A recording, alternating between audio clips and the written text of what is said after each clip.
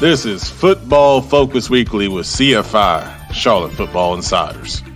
Starring the pet man Matt Morrow, owner and founder of CFI. With him we have Cherie Glenn, our lead reporter, knocking out interviews, going all over the place, just being the queen of CFI. We have Brandon Black, the man behind the camera, the producer, and our photographer does a great job getting those shots every week. We have with us assistant West Charlotte football coach Brandon Billups. Very energetic young man. Former head coach at Central Cabarrus and East Rowan High Schools, Kenneth McClamrock, one of our big football experts. And then last but certainly not least, we have Josh Kroll, former Christ the King head coach, former offensive coordinator at multiple schools. And we are Football Focus Weekly. All right. Good evening, everyone. Pet Man Matt Morrow here. Welcome to another edition of Football Focus Weekly. Thank you for coming back after a week off.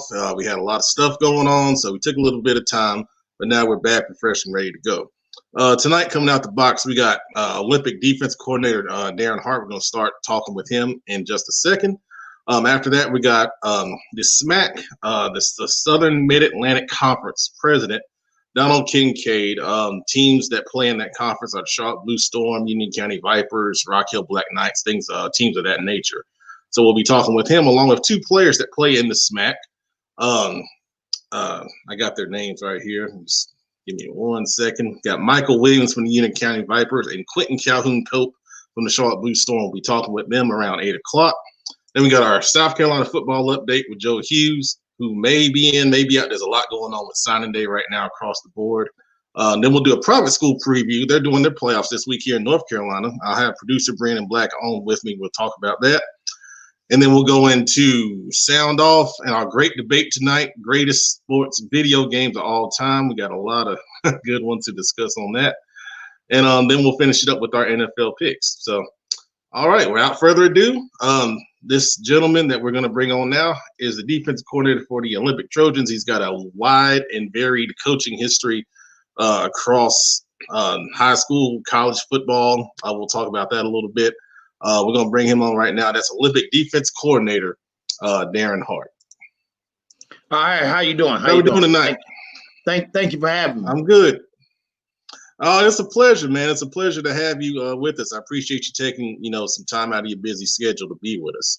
The first thing I want to talk about tonight, just a little bit about yourself, how you got into coaching. I know you played football back in the day. I've seen a lot of the videos that have been out there from your playing days that you posted. Your coaching background, just share a little bit of that with us just out the gate. Well, I'm a product, and this go way back. I'm a product of Jim Bovender, but Coach Wilkes also was my high school football coach. So I'm a product of Wilkes, and from Carver, I got a scholarship at East Carolina and did pretty good there. And then I started my coaching career trying to be like Wilkes because he had a big impact on my life. So that is what field I chose to go into. So, some of my mentors, Chuck Pagano, Jim Bovender, James Webster, Jim Fleming, who's the head coach at Rhode Island. Those are some, just to name a few guys that mentored me into becoming a football coach. I started my career out with one of probably the best coaches in North Carolina, arguably Tommy Knox. And I actually started my coaching career out in 1998 with Coach Knox at West Charlotte High School. And I did 2 years there. And then I went to probably one of the best, black college coaches or coaches period in the country with Bill Hayes. I ended up going with Bill Hayes at North Carolina A&T State. And I also coached with another legendary coach who was Rod Broadway. I coached with him at North Carolina Central. And then Carnell Maynor, who's presently the coach at I think it's Alabama A&M or something like that. I coached with him at Winston State. So I did that for 10 years. I kind of went from school to school in the state of North Carolina, recruited every school in the state, eastern part, western, and even in Charlotte area. And then I ended up coming back to high school. This coaching thing kind of take a lot of your time. So I wanted to see my son play college football. And I told him that I would get back. I would go to every college football game his senior year. So I got back into high school coaching, and I've been here ever since. I'm enjoying myself. Knowledge is power. I just like giving back to the community and teaching kids how to grow. Yeah, and you've been doing a great job with that, Coach.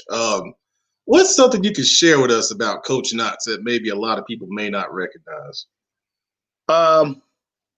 Well, when I got there, this is a tidbit. He thought he was stronger than me, but I was the strongest coach on the staff. And let me tell you now, Coach Knox found that out because the kids started saying, Coach Hart the strongest coach. So Tommy Knox, he's a big, buff, in shape guy. He took that to heart, and he started working out like a madman. And he's the hardest work. He's the first coach there. This is what he taught me. This is what he taught me. He's going to be the first coach there as a head coach, as a legend. Coach Wilkes did the same thing. He's the first coach there and the last coach to leave. And they literally do that. And to this day, put it like this. He's the strength coach. He buys a bike, a stationary bike, puts it in the weight room, and then he's riding his bike, getting in shape while I'm doing the weight room. So he never leaves the facility. And I don't know what he's doing now, but I'm seeing the success he's had at Independence and now at Dutch Fort. And that's something that I took with him. I'm going to outwork every coach. No matter what I do, I'm going to outwork you. And nobody's going to ever outwork me. And people say that, you know what I mean? People say it all the time. But it's a different story to actually do it. Amen. Exactly. That's great stuff, Coach. That's awesome, man. So you're defense coordinator. You've been on that side of the ball for pretty much most of your career. Overall, what would you say is your defensive philosophy? A lot of people, I tell you, well, just discipline a lot. See, I do my defense very simple. I keep it simple. Alignment, assignment, and the last thing is get to the football and tempo. I don't coach effort. That's something that can't be coached. And I like to tell a lot of coaches, if you got to coach effort, then you losing with that kid because the effort has to come within. But what we can do as coaches, y'all write this down now because I'm giving y'all stuff, is we can control the tempo. That can be controlled. So the tempo of how players get to the football and how players react can be controlled. And the way I do that is just I put a count on everything. And I don't know if you noticed how offenses speed up when it's at the end of the quarter and they start really, because it's a tempo, right?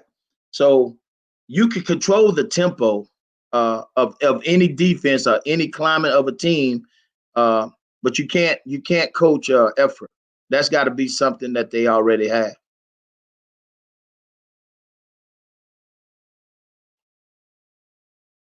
I can't hear you. Well, that's my first fumble. There we go. But I was saying, seeing your defenses in action, I mean, it's a reflection of what you just said right there.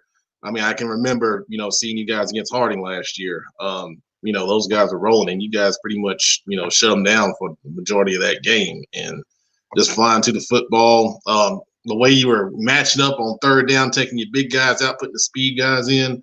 I mean, that's what it's about, man. That's awesome stuff. Well, the thing with defense is, and with anything, it's alignment and assignment. I feel like if you get lined up right, and we line the kids up right, to their ability, because some athletes are better than others, then we can make any kid successful. But the only way that they're going to actually, we can't make the play for them, but we can put them in position to not get beat. Now, if they get beat into something, they call that getting mossed and all that kind of stuff. That's one thing. But I'm sitting up here looking at the Yami, and I mean, I coached against them, and I was at West Charlotte. They didn't get all them deep balls against us, but they getting deep balls against everybody in the country now. He might go pro off of that. Yeah, it's looking real good. Absolutely. But even with that, it's placement of players, how you go into it. I'm not gonna go up on him because he's gonna go over the top, and everybody's kind of teaching the same techniques and things. And I just, you can help kids out by putting them in the right position. There you go. Absolutely. Good stuff, man. Good stuff. So now, all right. Teaching during COVID, we're doing this remote learning stuff. We were talking before the show about, when you're looking at all the squares and everything, and it's they be moving. Crazy. They be moving on me. So you went viral. You're doing the filming. You're kind of filming yourself teaching the class, and you got up and I guess you were teaching hip hop dance or something.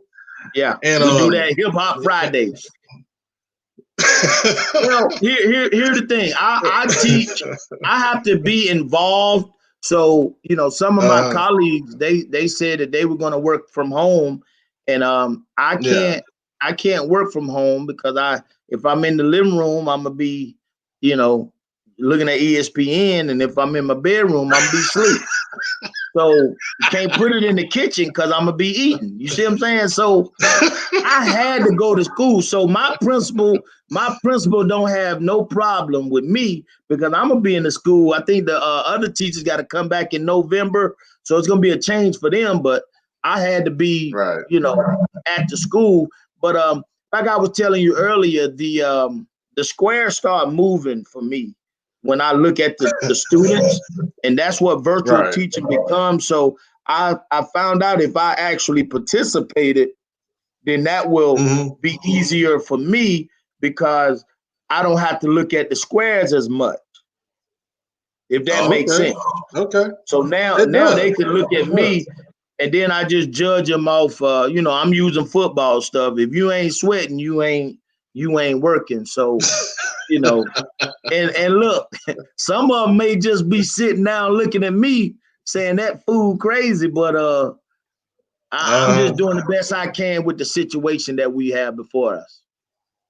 Man, it's awesome, man. What kind of response did you get when you just started, blowing up like that?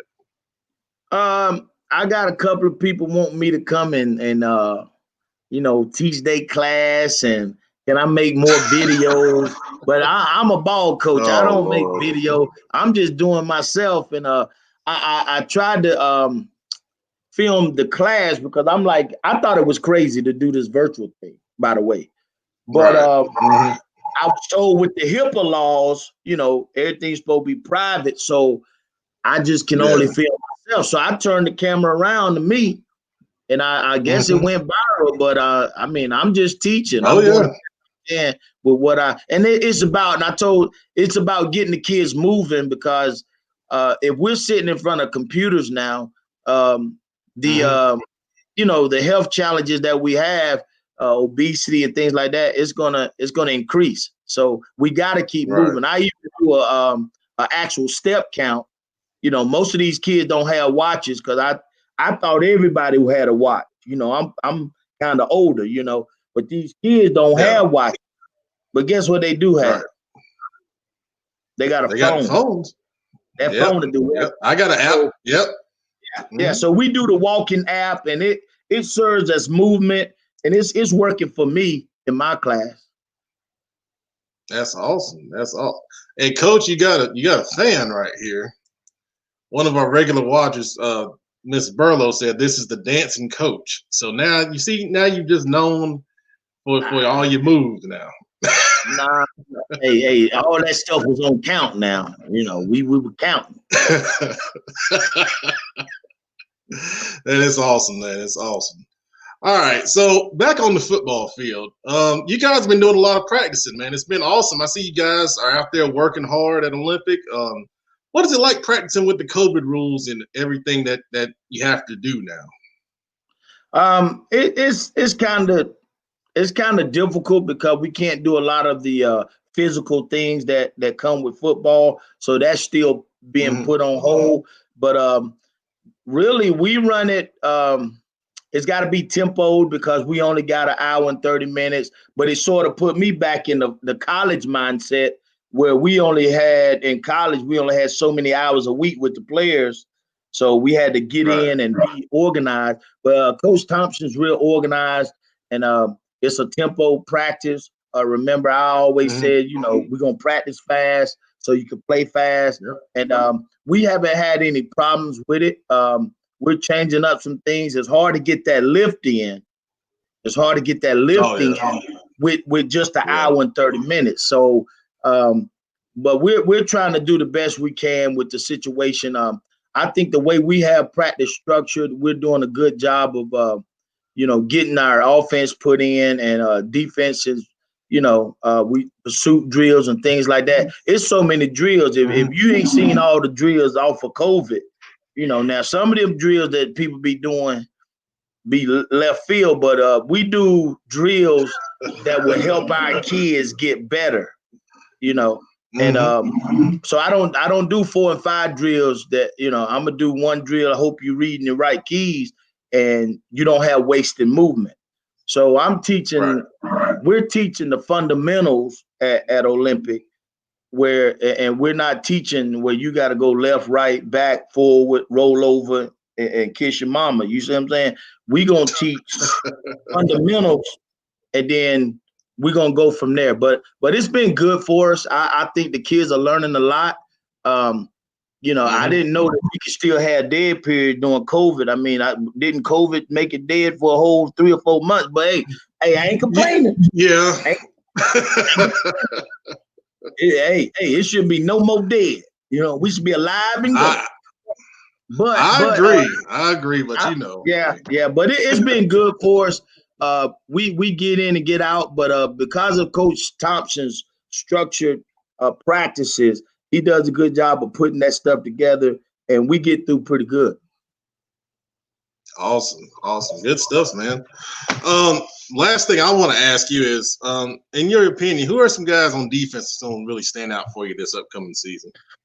Well, I'm excited because my philosophy is we creating turnovers, and I've always been a big guy on creating turnovers, whether I coach college ball, when I played, and even now, I want to create turnovers. And we have some guys that can put pressure on the quarterback. Kyle Russell is one of our big names that's coming back, along with Jadavian G. We call him G, another defensive end that actually started. We have 6 starters, potential 6 starters coming back on defense. So we feel pretty good. We lost some D linemen and some size from last year, but we feel like our second level guys, we're going to be pretty good. We have a guy named Cujo, Q. I don't know these names now. We call him Cujo. I give all my players nickname, but Cujo, his last is Apaya. I don't know if I'm saying it right, but he's a transfer that came in that's going to actually. He's a big time player. He had offers before he got here. He's going to be a good linebacker for us that came from actually West Charlotte, and we think we're going to be high on him. I got a guy named Exu Una. He played the linebacker position. He was pretty good. Also, he started last year as a sophomore. So he'll be a good junior. We're not going to be as old. We're going to be pretty young. I have two guys, Jacob Ortiz and Sterling Chavis. Those are two starters from last year at the safety positions, the outside linebacker position, that I'm looking for big things from them this year, being in my system for 2 years. We're going to be overall better this year than we were last year. If anybody watching, that's going to rally. And we got some good transfers. A guy named Dalen Smoot. We got a kid from I went away from Syracuse, but we got a linebacker, another linebacker from Syracuse, gonna be big. Last name Hill. I don't want to say his name because people start googling him. And I Damian Payton. Damian Payton is a safety that we're gonna be high on this year. He played in the Huff game. He actually played in the playoff game. Missed the tackle on the 5-star running back or whatever, So he's got his feet wet. He's been at varsity. Mm-hmm. So we got a lot of our good JV players coming up that we're very high on, because, like I said, we ran the same defense on JV as we did on varsity. And the difference between our defense and other teams' defenses is the offensive coaches, everybody, your mama, your daddy, everybody in the stand know what we running. So if everybody know, then you can better execute. That's another secret I put in there. If everybody know what we doing, that's enough. Because if you know the positions around you, then that makes you play your position that much better. So exactly. I stay away from a lot of gimmick defenses. I let the colleges do that, because I tell people, and I told my coach, is if you don't put it on film, it's harder to learn if you don't put it on film. And a lot of high schools are not filming practices, So I'm talking about, hey, you got to film everything if you want to run them exotic defenses. Because one thing to do is offenses, they usually break down all they screenplays, all they, defense coaches don't even break down the defenses they call. It either work or it don't work, and all we do is look at the score. But we gonna change that. I'm hoping, that our defensive coaches, we change that, because if we don't script practices and all, you don't have the script with us. We already know what we're doing. Now, we may add a little bit of twist to it, a little bit of, sauce to it. And so we can kind of fool some people here or there, but alignment is the biggest thing. And okay. whether you're playing Myers Park, South Meg, or over there with Mallet Creek or whatever, you got to line up right in order to be competitive with those guys. And we not recruiting over here. We get with the players we have, and we just gonna make our players better. So our players not only know where to line up, what defense you're supposed to be in, they also know formation. They know all that. So we're just teaching the fundamentals, and which I think that's what you need to do in high school, because we got to teach tackling and all the other stuff before we can move to rolling coverages and all that, which I see some, but it's just hard to disguise and all that. My opinion, unless you have the better athletes, Right. My job is to make my head. Listen, my job as assistant coach is to make my head coach the coach of the year. You get that? A lot of people don't get that though. We had a discussion about that 2 weeks ago. About, because we talked to Coach Lucky at Mississippi Valley State, and he was talking about playing the right role as an assistant and putting your time in, and that, falls right in line with that. So, and you're right. So you're exactly and right. That's the secret. I've been an assistant coach all my life, and I've been a head coach for about 2 years, so I know the difference. But being an assistant coach, if you're not working for your head coach and for him to win coach of the year, then it ain't about the players, because players can play both ways. Who gets the claim to the running back at Weddington? Is it a running back or did he play outside linebacker? Because he played both. So what about the outside linebacker? Do he get to claim Shipley? You know what I mean? So it ain't about claiming a kid. It's about working for your head coach. That makes sense. Amen. Well said, man. Absolutely. Oh yeah. And I've never worked for a head coach that he didn't win Coach of the Year. Coach Thompson don't know that though, but I got my work. We gotta get it done this year. He's well on his way, and I told him when I interviewed him few weeks back that I picked you guys as being number one out of the conference this year. So there's no pressure, but hey, pressure bust pipe, baby. I like pressure. That's the only way it's gonna come out. That's the only way it's gonna come out if it ain't got pressure. Yes, sir. And I tell coaches this. I tell coaches this, and all the assistant coaches, every coach in high school football, period. It ain't too many teams gonna win the state. It's only one team that's gonna win their last game of the season. That's gonna be the state championship. So if you ever want to go there, I ask coaches this: how many of you guys actually go to the state championship game? I ain't talking about looking at it on TV. So if you're not going physically to the game, then how you ever gonna reach it? Let that sink in. There you go. So I tell you that to say that I've been to a lot of state championship games. I was there when Brand lost, in the rain, and we had to sit up under the canopy. I was there when Wake Forest beat Mallet Creek. I was there. I was there when Mallet Creek blew out Page. I make every state championship game. So I'm going to go to the state championship game, whether it's with my team or with myself, because that's somewhere I want to get to. That's so good you never gonna get to you never gonna see the wizard if you don't go up there yourself now. But everything is televised right now. Everything is on you can zoom it. I guess we zooming. Am I real? It's kind of like that. Yeah, you very real, Coach. We got about 20 people that's looking at you right now, so there'll be a lot more when they go back and play it. So, but man, go ahead. I enjoy coaching these young kids. That's awesome, man. Coach, I appreciate you coming on, man.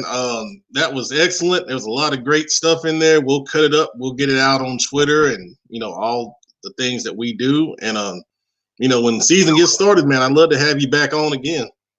Oh, no problem. No problem. And I enjoy what you guys do for the kids, really for the whole city, the whole state of North Carolina, because we need more shows like what you're doing in the state, actually. I mean, and I hope you continue to do great things. And I want to help out with the next camp you have. Okay. Well, I'll definitely reach out because it's coming up December 11th. So I'll reach out to you. Okay. Absolutely. All right. Well, good job. Thank you, Coach. All right. No problem. Thanks, man. Appreciate it. All right. We'll see you. All right, so that was Olympic Trojans defensive coordinator Daren Hart. Very, great guy to talk to all the time. I've been knowing him since he was head coach at West Charlotte. He mentored for a couple years, and just going down the line, just overall, just a really, really good coach and a good person, man. Just awesome stuff right there. Before we move on to our next guest, who are ready. I see we got a comment here from our buddy Mizzle, one of our dedicated watchers, saying, yes, we need a basketball show. Well, I ain't going to – never mind. There's one out there, but I ain't going to say nothing about what they do on the other side. So we might be able to do something. But Mizzle, you need to come on because, I know a little bit about basketball. I know a lot about Harden basketball, but other than that, I just, I don't know that much. So we'll get with us and we'll see what we can do. All right. Okay, so our next guest is the president of the Southern Mid-Atlantic Conference. And in the introduction, teams, we talked with Coach Ebony with the Charlotte Blue Storm a couple weeks ago. That was a great interview. But teams like the Charlotte Blue Storm, the Rock Hill Black Knights, Union County Vipers, they're JUCO teams here in the local area. And we want to, bring, this gentleman on and give him a chance to talk a little bit about what they do over there, and I'll kind of highlight, some different things going on because their playoffs are this weekend. So we're going to bring on Donald Kincaid, who is the Southern Mid-Atlantic Conference president. So we're going to bring him on right now. All right. How we doing, Coach? Hey, man. Good. Glad to be here. I was glad to have you, man. Glad to have you. It's awesome. So first off, just kind of talk about what the Southern Mid-Atlantic Conference is, and, you're the president of it. So what is the kind of the goal for the conference that you have? Well, the ultimate goal is to, number one, help the kids.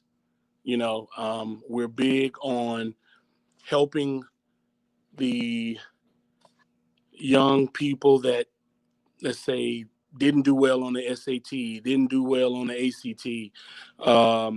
They didn't have good grades in school or whatever, but they still have that heart and determination and just want somebody to take a look at them. And I tell them, I said, we are here to give you that chance. But once you get here, you have to understand that you got to take the academic challenge. And that academic challenge is to be great on and off the field. And that's one of the things that we really press and drive home, that we want you to be great on and off the field. And I just keep driving that home. And so that's basically what we do, man. We have a lot of great talent. We got some boys that's already being scouted. So it's a great feeling, man. I mean, to be able to give people an opportunity when everyone knows, including themselves, they got overlooked. You know what I'm saying? And I can call them up and say, hey, come on over here. Let's talk. Tell me what your goals are. Tell me what your aspirations are. And if it fits, because I tell them, you got to be number one. You got to be humble. Number two, you got to be coachable. If you're not humble and you're not coachable, I can't do nothing with you. There it is. Absolutely. So I know you've got a coaching background, football background. So what's kind of your background personally? Well, actually, to be honest with you, I've been in law enforcement for a little over 20 years. And I went from security to juvenile justice to being a cop, then back to security, celebrity bodyguard work. And then I got into just, coaching at the rec league, when my younger son, when they were younger, of course, when every time they did something, I was there to help coach, and so I did the rec league probably 10 plus years. And then, it's really a fluke how I got into this, because my son, Michael, he got accepted to the team. Coach Richardson brought him on. I was very ecstatic that he had an opportunity to play at a junior college level. And we sat down and started talking, and our paths were in line.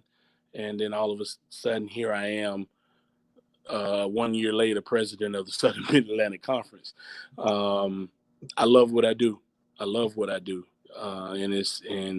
you got to be passionate to be in this business, because I got kids from all walks of life. I got kids that, and I'm just gonna be honest with you. Some that are a little hard headed. Some don't seem to have any home training. So, we got to be that parent away from home. I'm their daddy. I'm their mama. you know, I got to make sure. I ran to the rescue the other night at 12 o'clock at night because there was a situation that happened at one of my housing units, and I had to go out there, and I had to be daddy. But like I said, if you're passionate and love what you do, this thing is phenomenal to me. Awesome, coach. That's great. That is great stuff, man. So you mentioned players.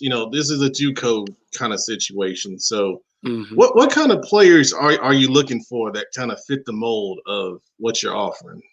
Well, like I said, number one, you got to be humble. Number two, you got to be coachable. If you can at least tell me you are those two, I'm ready to deal with you. I don't care if you're 150 pounds, 5'4", or whatever. I mean, and the reason why I say that is because I have found some hidden gems that got overlooked because of size and weight. And they are just blowing out this year. You know what I'm saying? Last year, our first year with the Black Knights. The Black Knights was the very first team that we implemented. And we went from the Black Knights that first year in 2019 to now we have 6 teams in our conference. Now, the Black Knights, believe it or not, we had 3 linemen. 3 down linemen. That was it. And we ended up being 7-1. Yes. Oh wow. The rest of the team were just skill players, and nobody over 170 pounds. Oh man. And we whooped everybody in the I mean, it was beautiful. It was beautiful. But that goes to show size and weight didn't mean anything. It was the heart. Right. So that's awesome, man. We went from, like I said, the Black Knights. Now we have 6 teams, 3 in South Carolina, in North Carolina. We got the Columbia Bulldogs in Columbia, South Carolina. The Black Knights in Rock Hill. And then we got the Upstate Huskies in Greenville, South Carolina.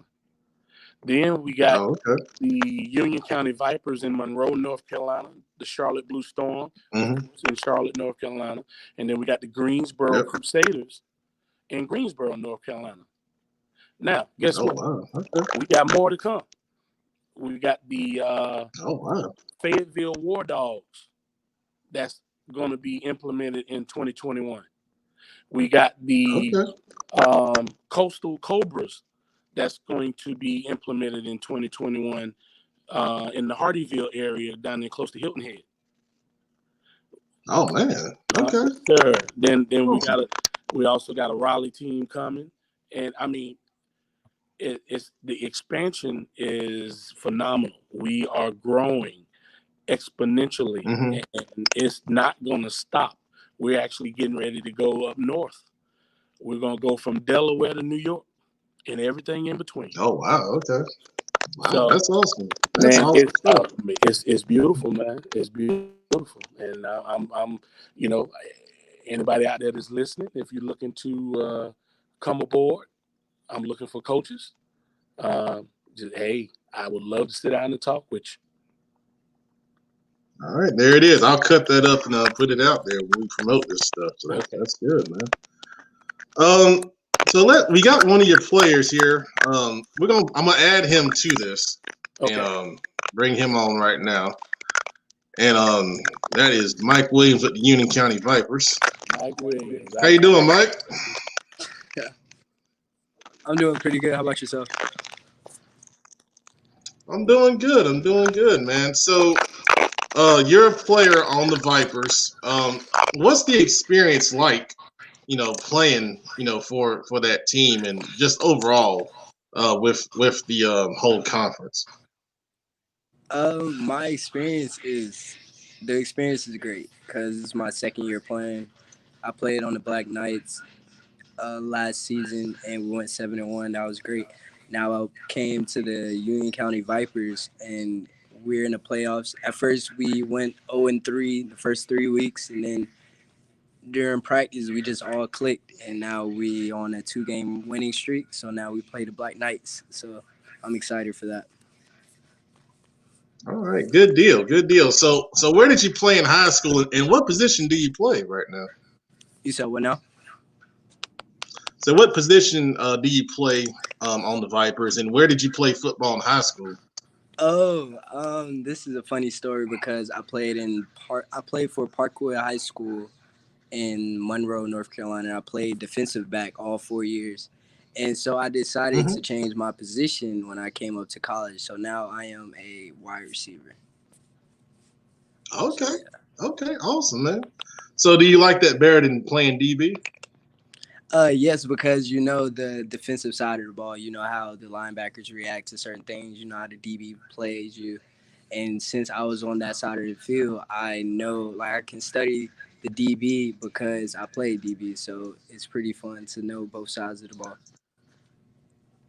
All right. Good stuff, man. Good stuff.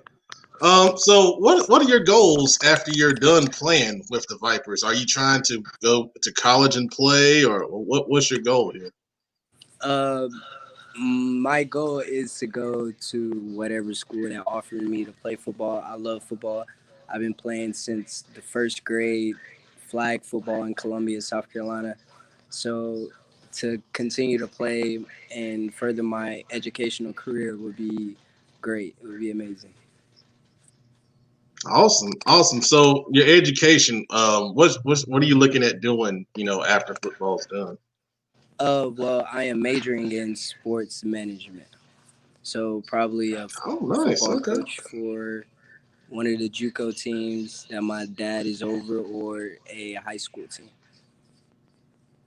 Oh man, that's awesome. That's awesome, man. I look forward to seeing how you progress down the road, and hopefully we can catch up with you after this is over and see where your story takes you, man. That's awesome, man. I'm glad that you're having a good experience. That's great. Yes, sir. Well, thanks for coming on, man. Thank you so much. I appreciate you having me, sir. Thank you. If I do, if I do this right, I'll be okay. Oh, nice. There we go. All right.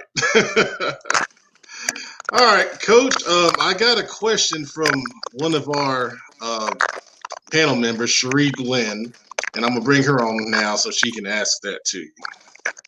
Okay. Sorry. So I just wanted to know, you're in a unique position that a lot of people aren't in, especially with everything that's been going on this year, as far as like the kids' relations with cops specifically. So having that unique position, how do you use that to like bridge the gap between those two worlds? I didn't hear the last part. It's kind of breaking up. Can you repeat the last part? Sure. I was saying that, you have this unique position, and I just wanted to know how you use that to bridge the gap, between Oh, wow. and being a cop. Okay. Well, being a former cop, that does put me in a unique position. I mean, I really try to help, and most of the students now, and I must tell you, we do have a diverse organization. A lot of them are predominantly Black, Okay. but I actually have sat down and talked with a lot of them, and I've even had a little a little workshop on how to handle yourself on a traffic stop. Right. I tell them you can't be reaching and all this good stuff. put your hands at 9 and 3 on that steering wheel, and when they come to the window, say yes sir, no sir, and just, you know, I've even told them, go and get one of those little CD pouches and put right over your visor. Put your driver's license, your proof of registration, and your insurance right there, where you don't have to reach for nothing. And then you let them know, sir, my information is right here, right on my visor right here. And then they go and pull it down and everything and hand it to them and everything. So there won't be no, wait a minute, what are you reaching for? Hey, get your hands back where I can see them, man. You know, so, you know, we have good talks like that. I mean, I'm more like I said, father figure to a lot of them, because a lot of them don't have that father figure in the home. They actually have the mom, and I've had some long talks with mothers that said, I can't teach them how to be a man, Coach Kincaid. I'm going to look for you to help bridge that gap. Right. You know, so it's funny that you mentioned that. That's we try to teach these guys how to be men, and we let them know, look, you know, one of the biggest things that we got right now, financial aid doesn't pay for housing. Okay. So we help the kids get jobs. Okay. And in turn, they have to pay for their own housing. Right. Right there, that kind of teaches independence. We try to show them. Matter of fact, I just found housing that we've been looking for well over a year. And we finally found something that is working with us. And I just moved my guys in yesterday, and they are ecstatic. They love it. And they're really feeling good about themselves. And that's one of the biggest things I'm looking for, is to help these kids build self-esteem and pride. And when they leave here, I want them to go out and become productive citizens. Right. But even more than that, though, do you often, like, do you try to, you know, shed the police in a good light at some point for some of these guys? Well, you're just trying to teach them how to conduct themselves so as not to find themselves in those positions. That, and also, you know, there are good cops and bad cops, just like with anything else. You know, so, you know, I prided myself in being the best cop I could be when I was on the force. And you know, even when I actually initiated a traffic stop, and the majority of my traffic stop, believe it or not, were driving under suspensions. And when I would stop them, being that I worked for a small town, I kind of knew most of them. So instead of me locking them up, I knew most of them was going to the plant right down the street. I took them to work. I still wrote them a ticket because you know he was wrong. I wrote them a ticket, and I told them the vehicle, but I did not take them to jail. I did not want to, what's the word, contribute to putting them in the system. Because see, what happens is, if I had locked them up, impounded their car, guess what's going to happen? When it's time to go to court, they done lost their job because I locked them up. Right. Now they can't pay the fine or the ticket. They're gonna go back there. Right. Now they can't get their car out of the impound because they ain't got no money because they lost their job because I locked them up. Right. You know, a lot. See, I feel like every cop in America should spend 1 week in jail. That should be a requirement at the police academy. Then they'll understand. You know, it's not a requirement to lock somebody up on the first offense. But here go some of them ready to just throw them on in jail. You know, so, you know, I don't know if I got some cops on the line that's getting upset with me, but they know I'm telling them. Nah, probably not, but that's okay. It's a great question, Sheree. Thanks. Thank you so much. All right, Coach. Real quick, we got the playoffs this weekend. Where can people come and check out the action? Well, our field is in Gastonia, North Carolina. Do you have that address? The address to the field? I don't know the address right off the top of my head, but I can get that to you, and then you can post it. Okay. Yeah, absolutely. We got the Black. Is it the Knight. same one? Because I checked out the Black Knights and the Blue Storm. So is it that same location? It is at the same location.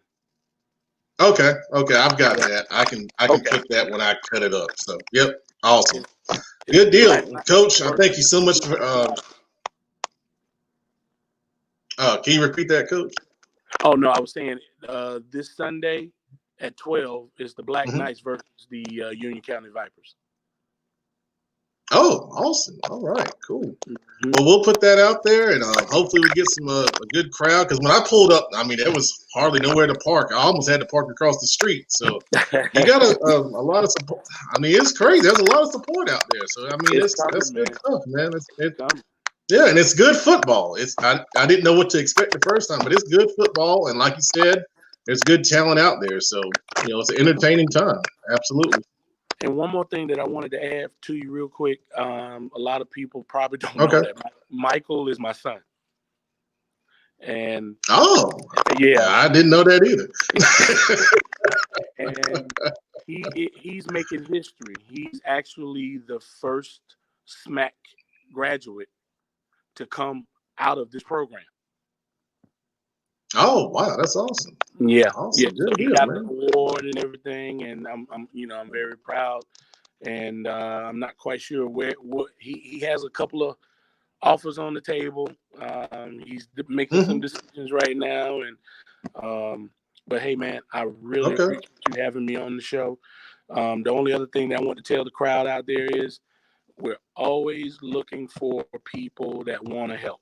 If you would want to help, you want to volunteer, people that want to assist us with sponsorships or whatever, please reach out. Because this you can't do this for free. I know the feeling. Just referees alone is $500. Well, we'll put that out there for sure, Coach. And just make sure you send me the best contact information, so I'll put that out there with that. So I sure will. Once again, cool. But once again, thank you for coming on tonight, and appreciate the time, man. Appreciate your time, man. Take care. All right, thank you, Coach. All right, so that was Southern Mid-Atlantic Conference President Donald Kincaid. He talked about all the JUCO programs and their expansion. Looks like it's something that's really starting to take off, and that it might be good to partner with them on some sponsorships, because you see the growth that's happening, and it's always opportunity when there's growth happening. So we'll cut that up and we'll put that out there, and hopefully a lot of people will decide to come and help those guys out with what they're doing. But now, as we're rolling along tonight, we've got Cowboy Joe Hughes is here with us, and he's laughing in the background. We didn't forget. We never forget. He is going to come on, and we're going to do our South Carolina football update. How we doing tonight, sir?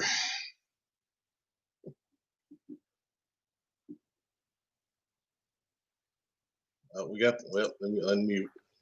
There we go. All right. Yeah, it's a busy night. It's been a long day, but everything is well in the kingdom, man. That's good. There's signing day going on with a lot of sports, and Joe is the man over at the Gaston Gazette, so he's fielding calls. And it's kind of like the NFL draft going on ESPN. You got to pick up and put something out there, and so I appreciate him making some time for us. But we're at a big time right now. Playoff time. We made it. A lot of people said didn't think they were gonna make it, but we made it with a lot of bumps in the road. But we're here. So Yes, I know. It's like every day in South Carolina, it's something else with COVID. It's crazy. So I want to mention these first few local matchups, and then we'll get into what's going on across the state in the playoffs.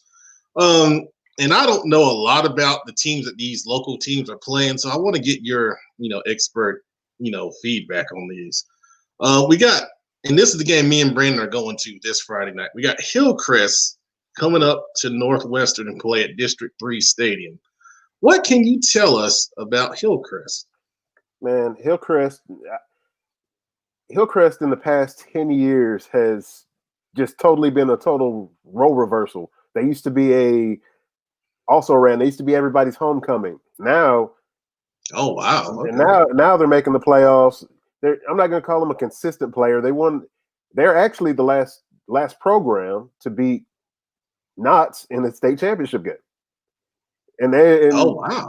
And when I say they're probably the only team I've seen just run them completely off the field. And of course, that was several years ago, and the program has gone through some changes. But to make it to be second place in their region and make the playoffs, that's commendable against Northwestern. I think Northwestern is a dark horse in the upstate, and I guess it's because a lot of people have said, "Hey, we have Gaffney, we have Dorman, we have this, we have that." Next week they'll be able to try to acquit themselves against either Dorman or Boiling Springs. My guess is Dorman, but whoever wins that game is going to have their shot to basically make doubters believers. Wow, that's big, man. That's big.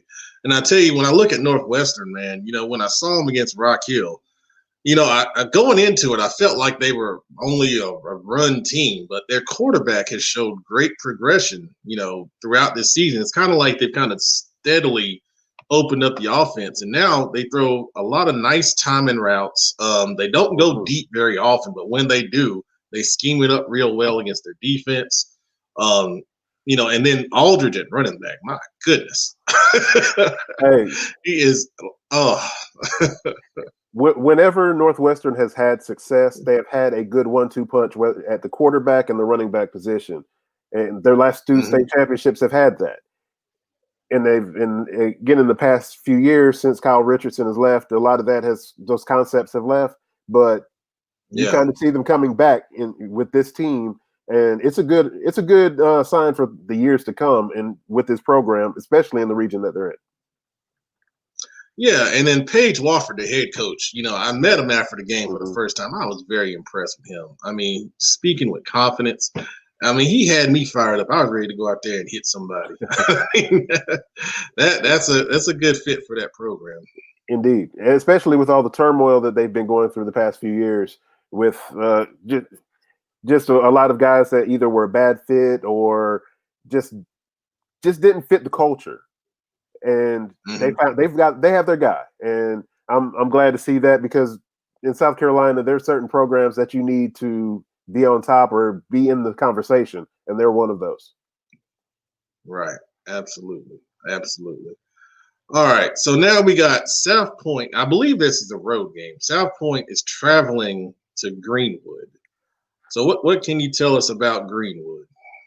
Man, Greenwood is from that rough and tumble region that we talked about a few weeks ago, where I think Greenwood actually the week before had hung more than 50 on Greenville, but because of what happened in their region, they dropped from, I think, first to second because of Greenwood actually lost to Greer. So I'm getting my G's. I'm getting my G's kind of mixed up a little bit, but you have a lot of G play going on right there. But it was just three good teams, and South Point is going in there, and we just talked about a name program. Greenwood is another one of those name programs in South Carolina, and they're always in the conversation. For South Point to go in there and knock them off and possibly make themselves a name for themselves again, going up against either Travelers Rest or top-ranked AC Florida next week, they're going to have to show a little something more than what they have been, especially in recent weeks. They might have to open up a little bit more than they're probably comfortable. Yeah, and it's been an interesting situation because we've seen Omega Blake play some quarterback. We've seen Moore, who I was impressed with when I saw him against Indian Land, play some quarterback. Is that situation settled? Do you think, or are they still kind of going back and forth? I think they're still going back and forth, but of course they're basically going with a formula that a lot of teams are going with themselves, and that's just putting the ball in their best athletes' hands and letting them work. And Omega Blake is definitely that for South Point. But the question is against teams like Greenwood that are just as big and just as fast, will that work? I don't know. I wouldn't put money on it, but who knows? They can prove me wrong this week. All right, that'd be an interesting matchup to watch. And I'll tell you, this one is really interesting. They're playing on Saturday. Not really sure why, but Catawba Ridge is going down to take on Greer. First time Catawba Ridge is in the playoffs. We covered them earlier this year. Their game against York. They're really good guys down there. I'm really excited for them. But what are they going to see out of Greer? The thing is, we know that Catawba Ridge is going to play defense. Their defense has been strong all year. The question is whether they'll be able to score enough points, because Greer is going to eventually score points. They're going to run the football, and they're going to run it well. They're a traditional power when it comes to running the football. There are few programs that run it more, few programs that run it better. For Catawba Ridge, it's going to be stopping the run. Can they stop can they stop the run? And can they run the football? Sometimes we get a little enamored with trying to make the game more complicated than it is. This game is simple. Right. Whoever runs the football and whoever stops the run is going to win the football game. All right, there it is. And we had Jaden Davis, who's been out the last few weeks with an injury. Number one, the backup, I believe his last name is Hyder, has come in and done a good job. It'd be interesting to see if Davis is going to come back and play this week, because that would be a big, obviously, boost to the Catawba Ridge offense if he's able to do that. So looking at the bracket across the state, I saw some of your, thoughts on that. Some different marquee matchups, and what are your overall thoughts? Man, of course you have your traditional ones. You have Gaffney Burns in the first round, which is going to be a barn burner. You have Dorman Boiler Springs in the first round. Games like I'm looking over at my sheet right now, trying to make sure I get to every single one of them. But down there in the Low Country, you have Goose Creek and Carolina Forest that are playing in the first round, and that game actually has a chance to be a barn burner.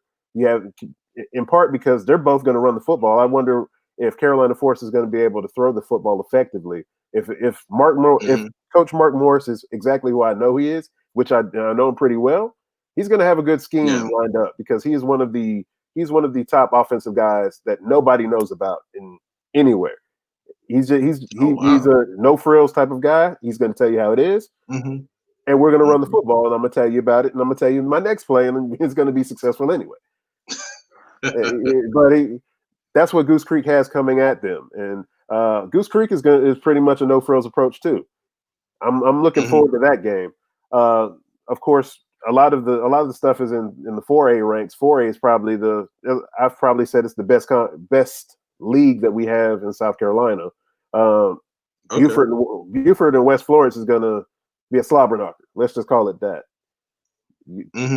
Both of them, again, running the football.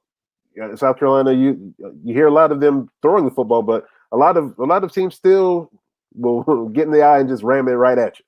And these two teams love to just run the football at you. And Joe Degenerate at not Wake Forest, but West Florence, the WF. He's been there for about 3 years. Won the conference championship about 2 years ago. Had the best shot at beating an undefeated North Myrtle Beach a couple weeks ago, and I think he got a good draw and has a chance to make some waves in the lower state. Nice. Let me get your thoughts on a matchup that's probably interesting to some of the area that watches us the most. North Myrtle Beach going up against James Island and former Hunter Huss coach that Jamar McCoy. What are your thoughts on that matchup? Yeah, James Island got in with one of the at-large bids. A little controversial depending on who you talk to. because you had you had a Wilson team that beat Myrtle Beach that got looked over. You had a Hartsville team that beat Wilson and gave Myrtle Beach a scare and was really coming on. And nobody wants to play them anytime, but especially now because playoffs are Hartsville in the playoffs is asking for trouble. But James Island got the bid, and congratulations to Coach McCoy and his team because they certainly did their part. But they're going against the North Myrtle Beach team that's on a mission, and Coach Matt Real, a North Carolina native himself, he has that team clicking on all cylinders. They're running the ball, they're passing the ball well. They have one of the best defenses in South Carolina, and they just play relentlessly. I don't know if you've seen the play in the second half of last week's ball game against Myrtle Beach, but he had a kid that basically was about a good 10 to 15 yards ahead of everybody. It seemed like he was going to score a touchdown. All of a sudden, you have one kid, Chandler McCall, a junior defensive back, sprint and catch him. He caught him in about a good 5 to 8 seconds after he had broke free. Caught them at the 30-yard line. Caught the kid at the 30-yard line. They held them to a field goal. The game was 14-6 at the time. Held them to a field goal. Myrtle Beach did not score again. Final score 34-6. That play is just evidence of what Coach Real has going down there. Those guys believe in everything he has going, and they are. I would have thought, and I've been on the Myrtle Beach bandwagon for some time, and I respect them a lot. But to do what they did, and of course Myrtle Beach was a little hobbled, but to do what they did and just shut them totally down, it was just an amazing thing to watch. And they're going to be dangerous, and it wouldn't surprise me if they end up in playing for a state championship here later on in the next month or so. Wow, that's awesome. Good stuff, man. So last thing, where are you going to be this Friday? I'm actually, because I have some other things I need to tie up. I'm actually going to an FCA event where coaches are actually they're actually going with their wives. So I'm trying to see exactly how these go. I'm actually going to interview the wives, not the coaches. I'm trying to see exactly.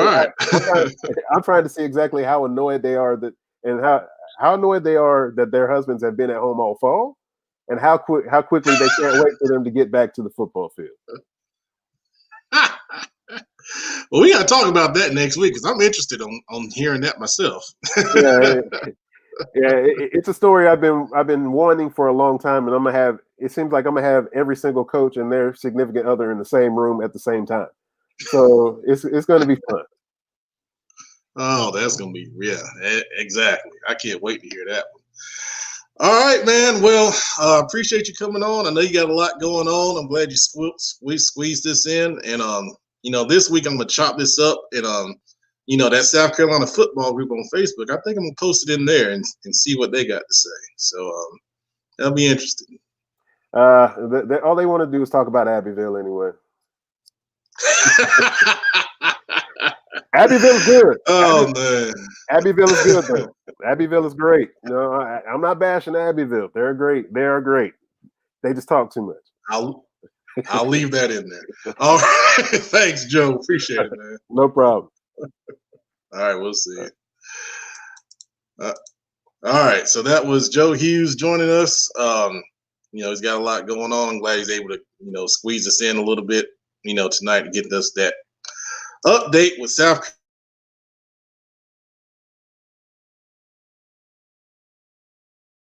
What happened? Okay, there we go. We're gonna do private school playoff talk right after we sound off. So sound off is gonna come right now.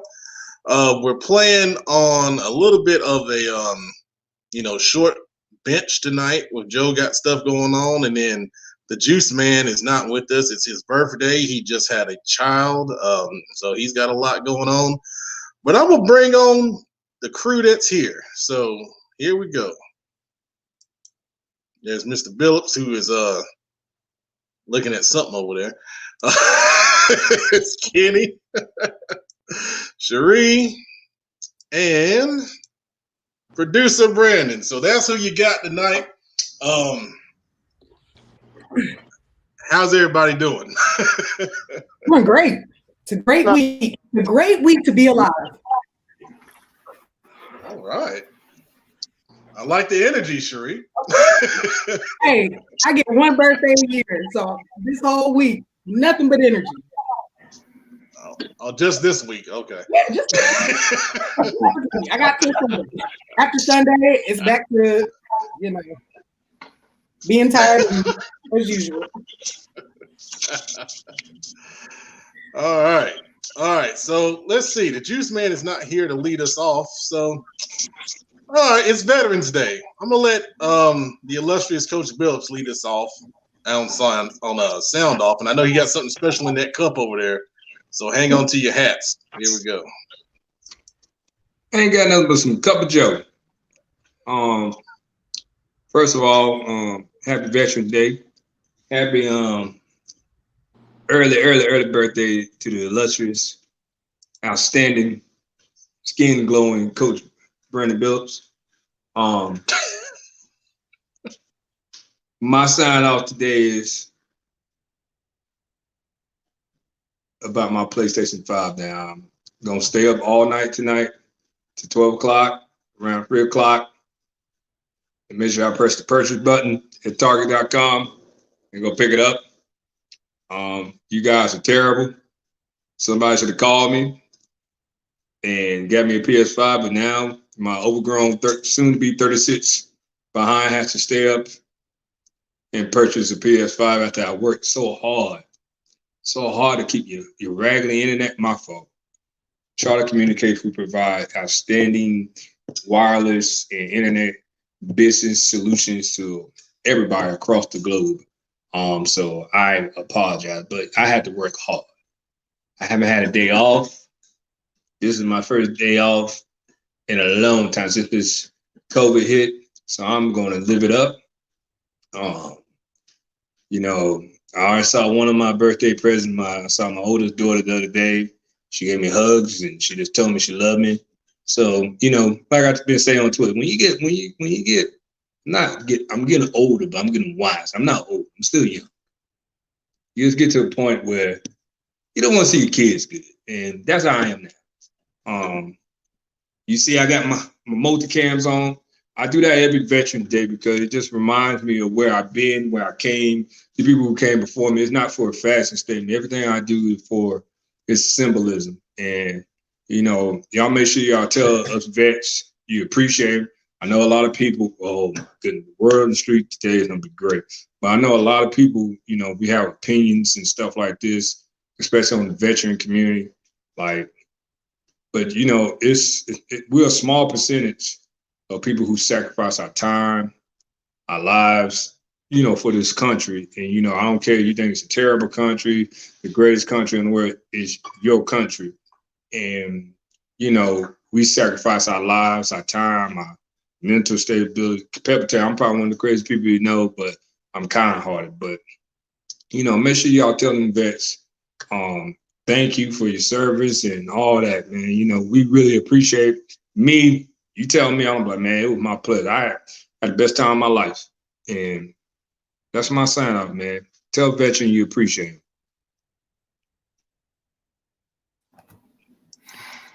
Well said, Coach. And once again, thank you for your service, man. That's awesome, man. It really is.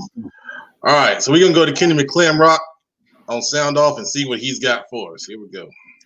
What's up, Pat? First off, Coach Billups, man, you stole my thunder. Thank you for your service. So many people our age that gave up their early adulthood, that went overseas, so many of them that did it for not just one tour, but 2 tours or 3 tours, some of them that still deal with after effects of that. So many people our age who lost their lives. But Coach Billups, thank you for your service, man. 36. You're starting to get old, man. You're almost as old as I am. That ain't good.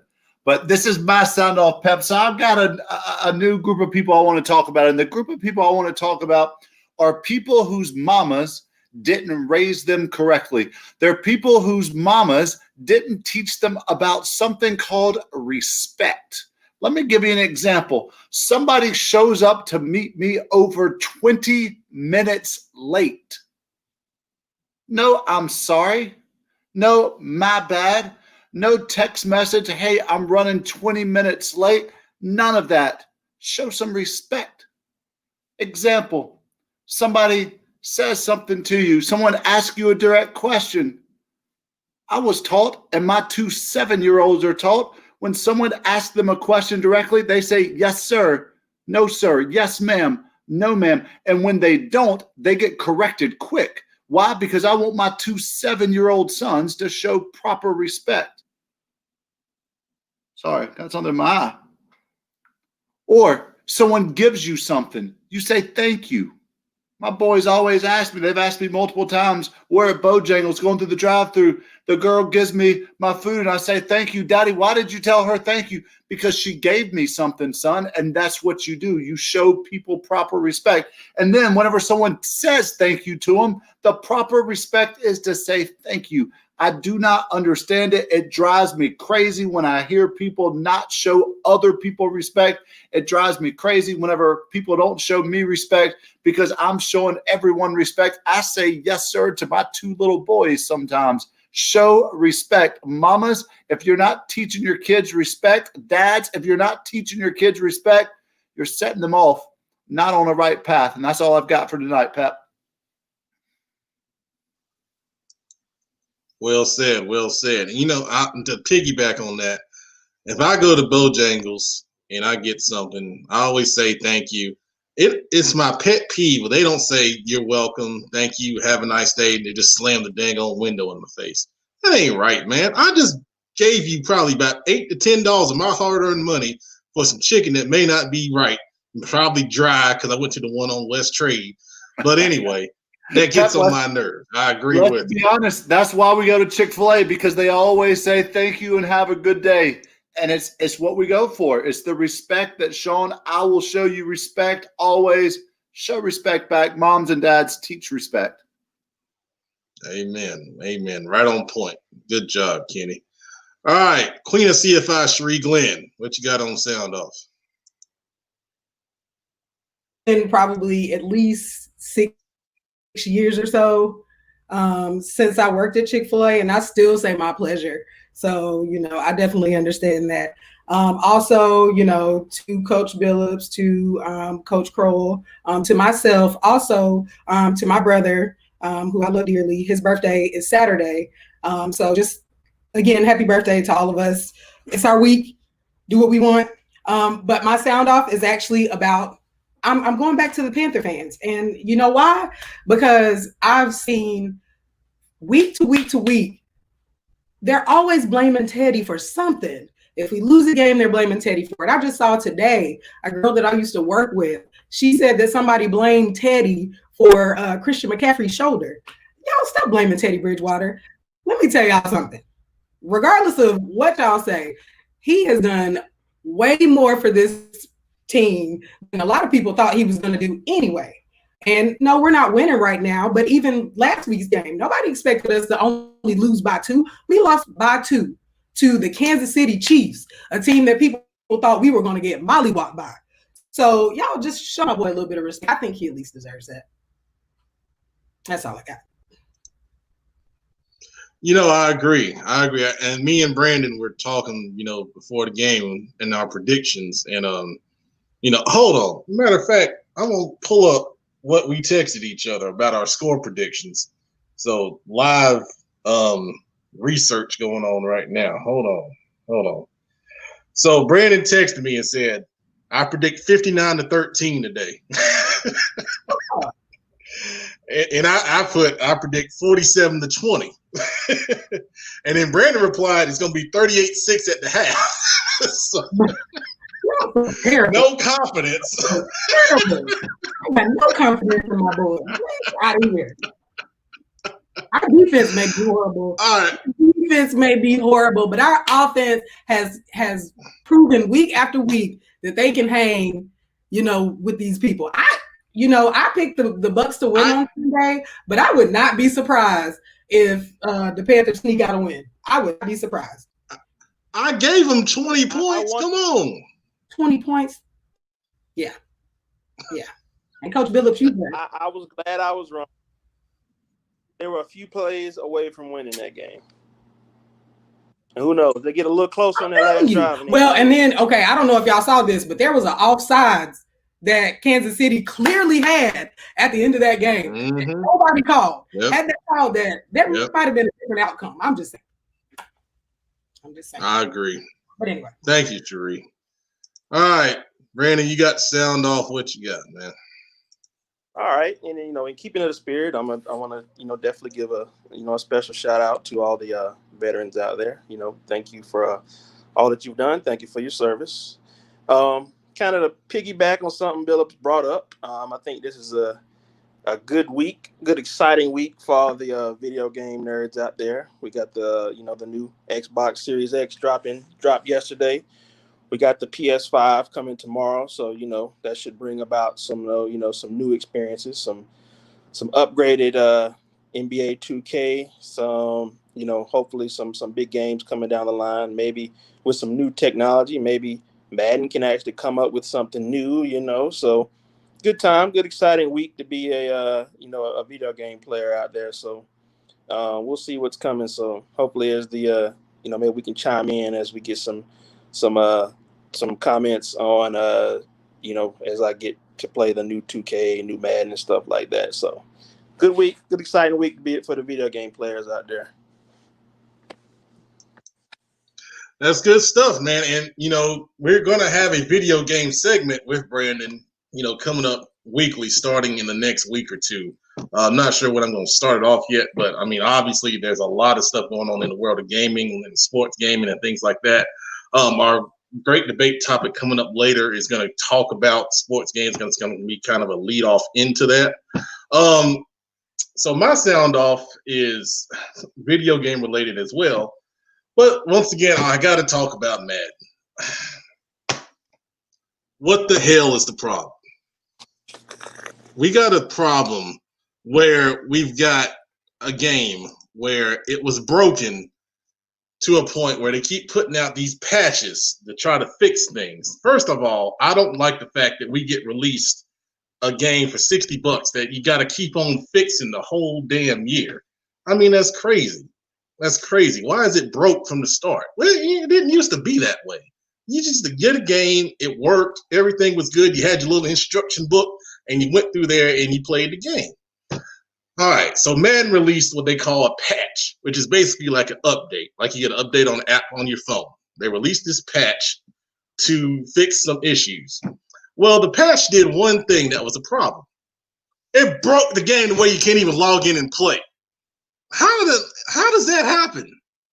How do you make a patch and now you can't log in and play the things that you fixed? What in the hell? I mean, seriously. I had a game scheduled in my league where I'm 2-2 with the Panthers, so it's right on point of what they're doing in real life. And I lost the game because I couldn't log into the damn game. This is 2020 we talking about, man. 2020. We can't even log in and play a dang on game online. This game is so trash. And yeah, they put out the franchise updates the first time, and they wouldn't have put them out if we didn't complain like hell.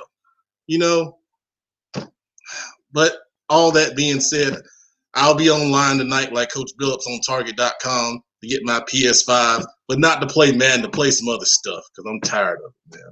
I'm tired of it. I'd quit if I didn't run this dang online league. So anyway, that's my thoughts. On sound off. I feel a little better now. All right, so we're going to go back. We're going to jump into private school football. I'm going to bring Brandon on with me because he's been at all the private school games we've done all season long. And I got some notes here. I want to break down these matchups. So for those of you that don't know, private school football in North Carolina, there's a couple of divisions. There's Division I for basically the best teams, and then there's Division II, which is kind of not necessarily a consolation bracket, but it gives the teams that don't get into Division I a chance to play, for a championship on the Division II level. So there's a Division I championship, Division II championship. There's 4 teams in each bracket. So in the Division I bracket, we have the number 1 seed overall is Charlotte Christian, and they got that because they beat Providence Day last week in a great game, 30-24. The number 2 seed's Providence Day. So both of those teams are hosting home games this week. And then the 3 seed, I still don't understand this. It's Raven Gap. Raven Gap is a school in Georgia. I don't know how they play in the North Carolina Private School League, but they do. So they're the 3 seed. And then Country Day was named the 4 seed in Division 1. Now, you look at the 1 seed in Division 2, it's Christ School. So Country Day has lost, their 3 games to Providence Day and the Charlotte Christian on 2 occasions. So the 2 teams that Country Day, actually the 2 games that Country Day has won has been Charlotte Latin. Those are their 2 wins. So they're 2-3. And then you look at Christ School has only lost 1 game this season. But when you look at, the selection process, Country Day has played, obviously the 2 best teams 3 times, and they were competitive in the games against the 2 best teams, which is, why I believe they're the number 4 seed. Christ School, they played well, but they didn't play as strong of overall schedule versus what Country Day played. So it's a tough argument. You could say Christ School should be in Division 1. I mean, there's a good argument for that. But, it is what it is. And, I think Country Day is very talented. I think they're a team that you don't want to face. And then Christian has to face them again for the 3rd time. And that's our first matchup we're going to look at. So, Brandon, the first time we saw Country Day and Charlotte Christian, what were your thoughts, on that game? Both of them, I think, that game, they came with some good energy. Real consistent. There was you can kind of tell it was early in the season. They were, had been, they started working out a long time ago, long before that, and you could see the intensity, on both sidelines. And I just think that, at first, there was you could tell that both teams a lot of talent, but there was still some rust there.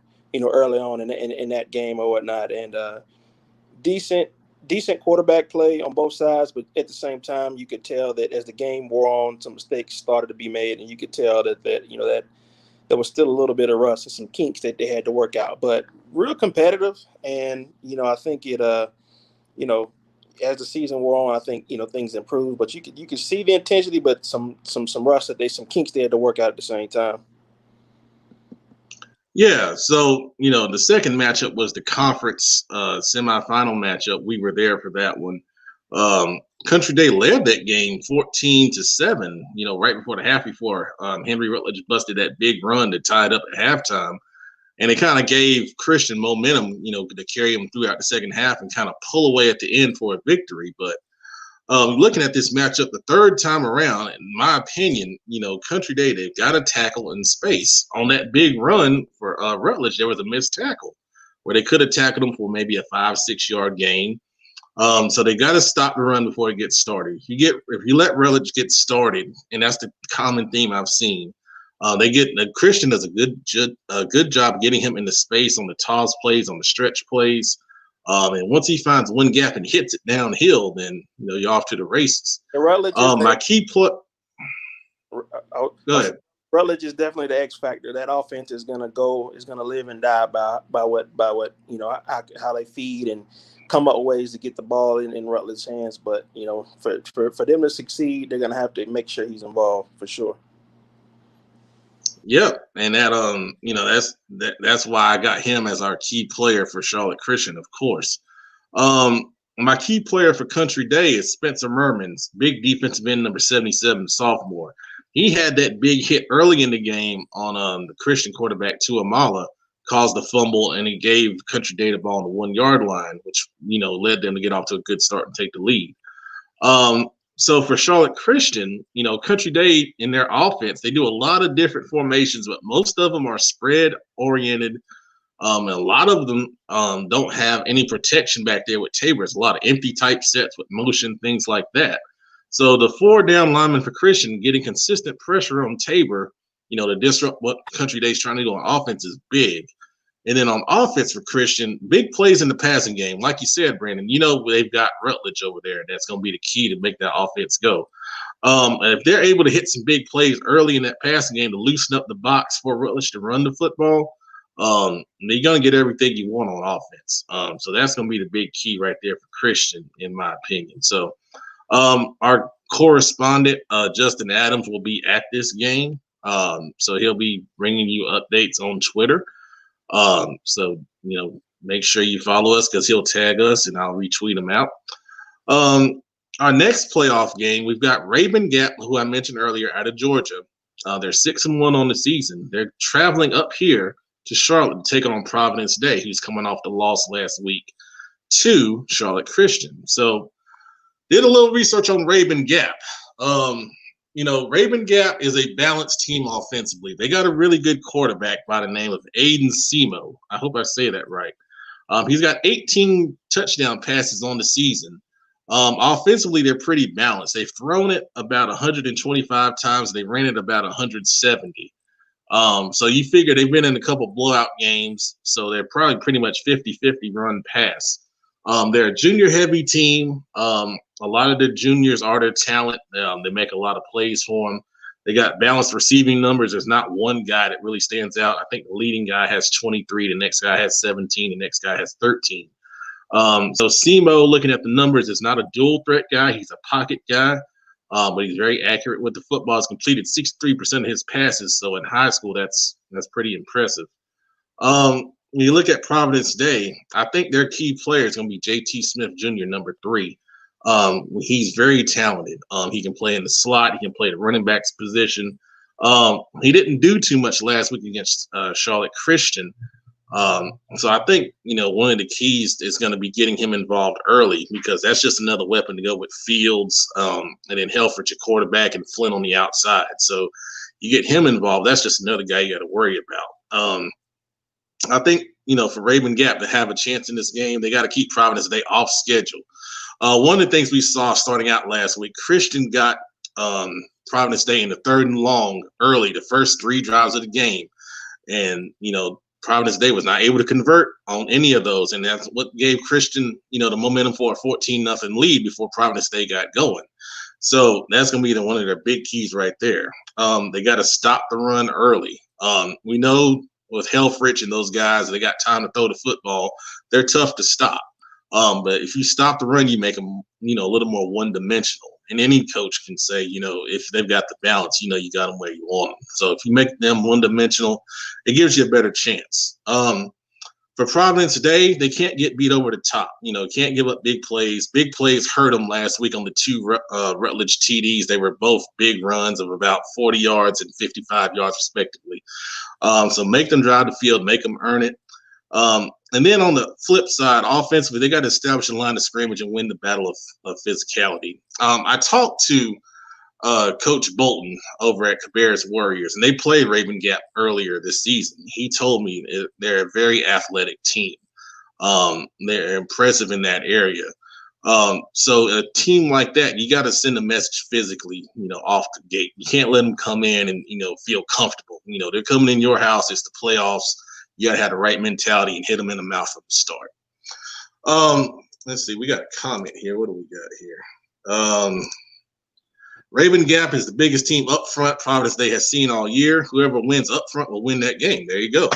And that's from a parent of a Cabarrus Warriors player. So, we mentioned them and how they played them, earlier this season. There's another comment right here, and we talk about the talent Raven Gap has. Raven Gap has a Michigan commit at one tight end and a kid with multiple D1 offers at the other tight end. Both are over 6'5". So this is going to be a hell of a challenge right here for Providence Day. Now, they got some guys you got to worry about themselves, but when you're Raven Gap, you're coming into a situation like this, they're coming from North Georgia where there's not a lot to do, to be honest. And you're coming up to Charlotte and play a guy that's been, and Coach Greer, who's been featured on Netflix, and, you got all these, different star players. They're licking their chops. I know they're going to be excited. So Providence Day has got to meet them at the momentum point. This is going to be a really interesting game. I'm going to be real interested to see how this game comes out for sure. The last game I want to talk about are the Cabarrus Warriors. They are in the playoffs. They have had an incredible season. A team led by a freshman quarterback in Mr. Green right there. They're going on the road to take on Harold's Christian. Brandon, I had to look up where Harold's Christian was. You have any idea where Harold's Christian is? Not a clue, man. Not a clue. I could not even. I could not even give you an educated guess. So, first of all, the town of Harolds, North Carolina has 202 people. Wow. That's the first thing. The second thing is Harold's Christian is like it's kind of like halfway between Fayetteville and Wilmington. Wow. So you got to go from Concord all the way out there, to play this playoff game. So my key, first off, for the Warriors is to enjoy the experience. You got a lot of young players on the team. You got a few seniors in there, but this is their first time in the playoffs. So, something like that is pretty cool. It's going to be a long ride to get out there, of course, but you got to remain focused and know you're going on a business trip. Okay, you got to go out there and get it done. You're looking up Harold's Christian. This is crazy. So Harold's Christian is a run team. I asked some people about them. They run the wing tee. They do it really, really well. They have attempted 19 passes all season long and completed 6 with 1 interception. So the obvious key is to stop the run. I'm going out on a limb here. Go out on a limb. I'm no football philosopher, but I'm gonna go out on a limb and say if you can stop the run, you'll win the game. Most definitely in this situation. When you're playing the wing tee, though, misdirection, reading the guards on the pulls and all that kind of thing, all that stuff gets important. But I think the converse on the side of that is offensively, I think you open it up. Traditionally, most run-heavy teams have trouble against the pass. I mean, you don't see it a lot in practice. Even and if they do try it, they're probably not that well versed in stopping it. So they got a guy, like I mentioned, the quarterback Tyler Green. That's the key player I got for the Cabarrus Warriors. Or they can protect him up front. They got some guys on the outside that can make some plays. It's kind of disheartening if you're playing a run team and they're pounding it, but every time you score, it's only 6 points. You come back on offense, you hit a big pass play, you got that 6 points back, and that other team's like, dang, we ran this for 15 plays and got a touchdown, but they just hit us on 2 plays and they got it right back. So interesting to see how they stand up down there. I'm very, very happy, very excited for Cabarrus Warriors to go down there and experience that playoff game. That's awesome stuff, man. Wish you guys the best of luck. Be safe on your drive and travel down there. So, Brandon, any more thoughts on the private school playoffs? No, I think I would say this just kind of as a little tidbit. This was the most, given the circumstances, this is the most we've covered, the private schools in the Charlotte area in one season. And I think, this is proven to me that, that a stigma that a lot of people might have, that only focus on the public schools, they might, question the competitiveness and the level of football at the private schools. And I'll say that, this coverage this year has proven that that's certainly not true. And, they have just as high of a work ethic and things like that. So I think, a lot of people out there that may not check out many private school games should give it a chance because, you really shake some of those stigmas you might have about the difference between public school and private school. The energy, the work ethic, it's all there. So, I think it's been great and really opened my eyes to a lot of the private schools out there. So, it's been pretty good. All right. I totally agree. I mean, I tell you, the last game we covered, Providence State Christian, that was one of the best games I've seen in right up there the past couple of years. I mean, it was really good stuff. And I mean, even with only the Providence State fans there, it was a good atmosphere. It was really good. Even when I went and did the highlights, I didn't do my commentary because I wanted people to hear, the atmosphere on the plays. And, it was nice. It was good stuff, man. Sure. So real quick, I want to shout out all the private school players and the parents, and also the administrators for the private school, finding a way to get it done.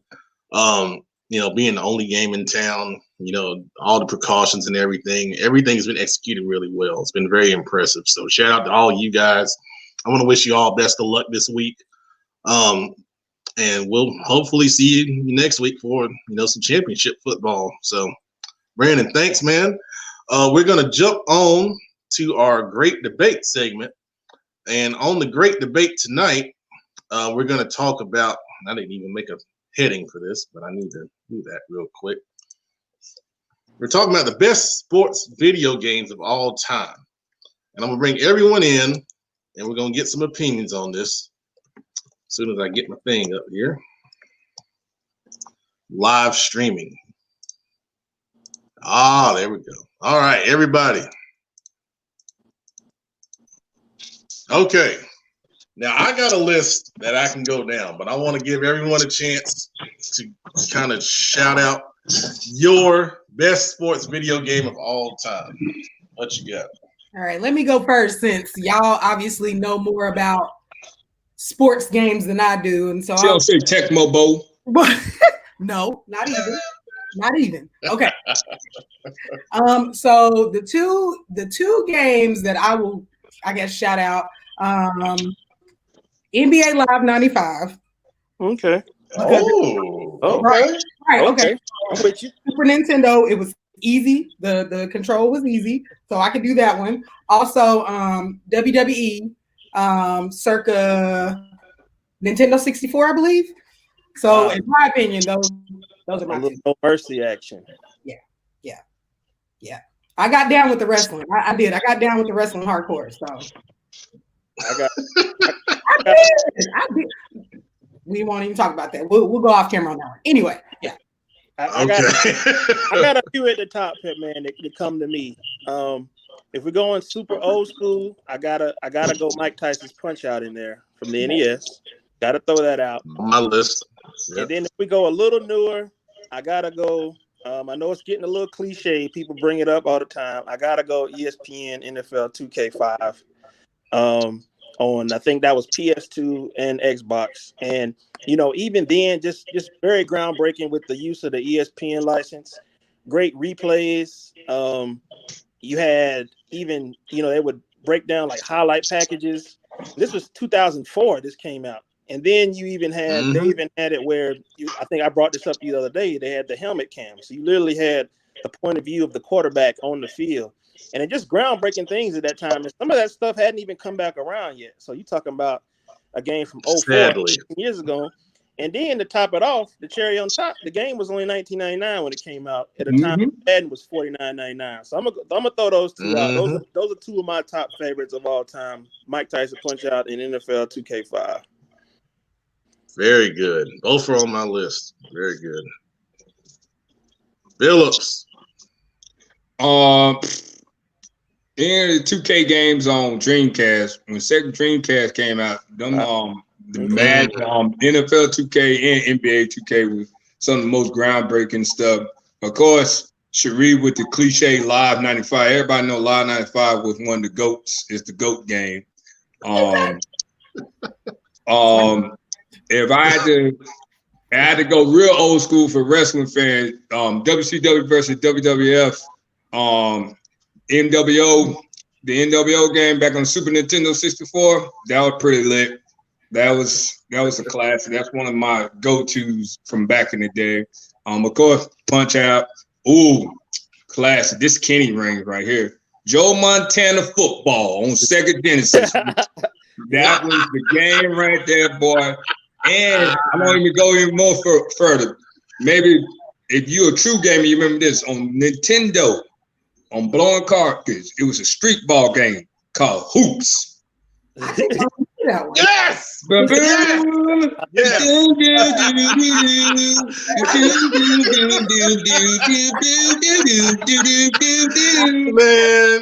was the game.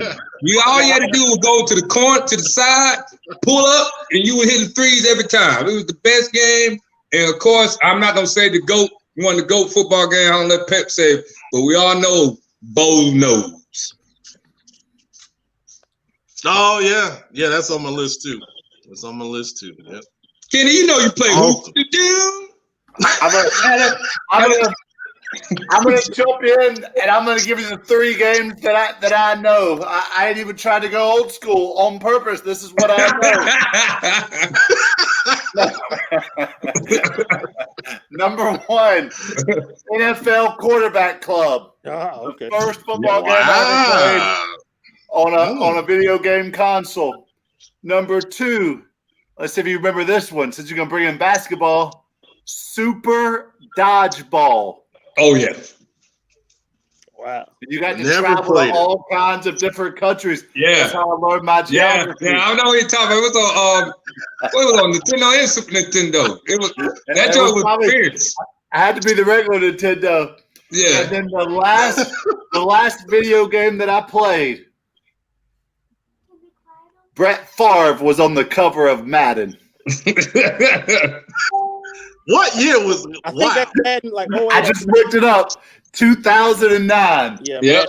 Man. My dynasty started with Jake Delhomme and Steve Smith.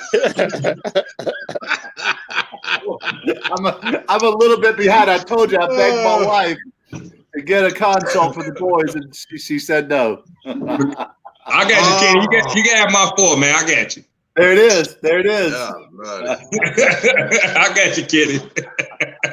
all right. Y'all stole a lot of mine, but I got 3 left. Now the first one, I don't know if you count it as sports or not, but Mario Kart. Oh yeah. Oh yeah. Oh, I didn't even know you were going there. Shoot. If you want to add Mario Kart, the first NASCAR Thunder on PlayStation 2, NASCAR Thunder with Jimmy Johnson on the cover. That was the game right there. With Sweet Home Alabama as the show song. Man, I used to take some money up in that joint. I play some. I got NASCAR on the third PlayStation. NASCAR Heat. We need to have one of those. We need to have NASCAR. It's a sport. Mario Kart tournament. What did you say, Sheree? Okay, we need to have a Mario Kart tournament. Mario Kart. You don't want to play Mario Kart. I'll take money. Oh, please. Okay, I do too. We're not talking about money. We can just play for fun. We don't play for fun around here. All right, what's your number 2? All right, second one. And I've lost many nights of sleep playing this game. I played this game until it got overheated, and I had to turn off the dang on PlayStation. College Hoops 2K8. Oh, the yeah. real college basketball game. Oh, man. Just addictive. You play that dynasty, and you're trying to recruit, and you take a sorry team. Like at the time, I think I had like UNC Charlotte, who wasn't good. Nah, I play with my Tar Heels. Well, that's easy. I mean, you want to play with the Tar Heels. It was not easy. It's a dynasty. Go Tar Heels. You play what you know. Unless you play with Carolina football, then that's a challenge. All right, so we're gonna leave that alone. But NCAA 14, another one, because it's the last college football game that we had. So play with them boys. That's another one. Yeah, of course. And the last one, and I was kind of debating on if it's sports or not. Brandon, you'll appreciate this. Duck Hunt. Hell no. Road Rash 3. Oh yeah. Motorcycle racing. Hitting people with pipes. Anytime you can anytime you can race and then beat people up while you're racing and hit them with pipes and stuff. Dude. Yes, that is a great I put Twisted Metal 4 on there. Put Twisted Metal 4 on that then. That's the wrong for me. Okay. People with pipes. Close enough for a sport, man. It's motorcycle racing. Man, you love road race. You got road race. You go out there, don't you sometimes you wish you'd take a pipe at your car, pull up next to that car. That